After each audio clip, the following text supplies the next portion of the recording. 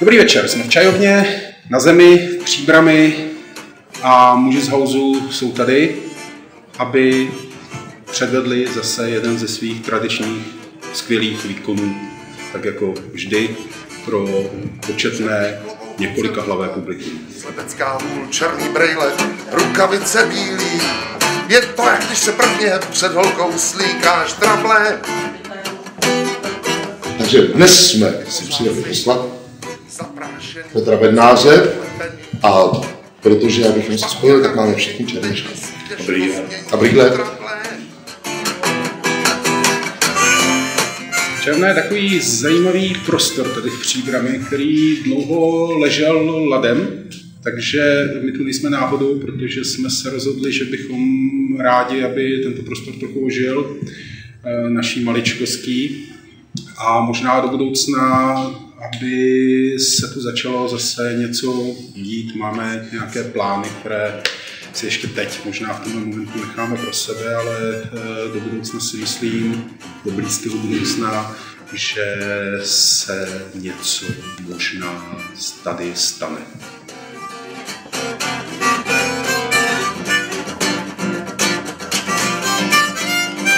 Já jsem si pro ten dnešní večer připravil něco nových písní, které jsou jdou i pro příště jenom pro muže z Houzu a pro záležitosti, které budou spojené s představeními mužů z Houzu. 40 zim, už není důvod se ptát, kdo komu, kdo co a co s kým.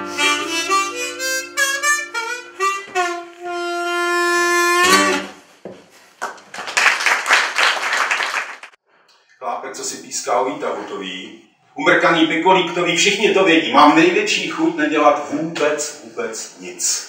Vyběhnu až do nejvyšších apartmá a křičet: Houbelés! Určitě! Až naprší a uschne. Ale měl bych se oženit.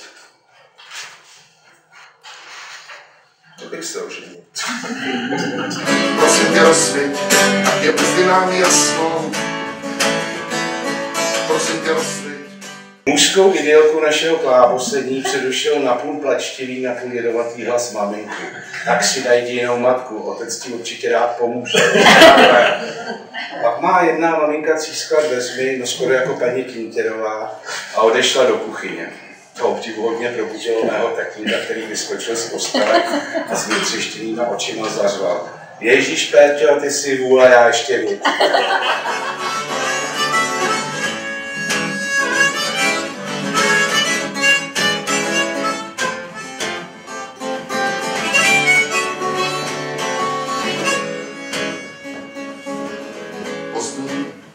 Podzimní odpoledne a jenom ty a já, místo nás. A žádná naděje, že se mlha zvedne. A žádná naděje, že chceš slyšet můj hlas. Prosím tě, rozsvěť, ať je mezi námi jasno. Prosím tě, rozsvěť, ať zas tě vidím do očí. Prosím tě, rozsvěť, ať můžeme zas zasnout. Až se to všechno zpátky a ten čas přetočí. Až se to všechno zpátky a ten čas přetočí. Až se to všechno zpátky a ten čas přetočí.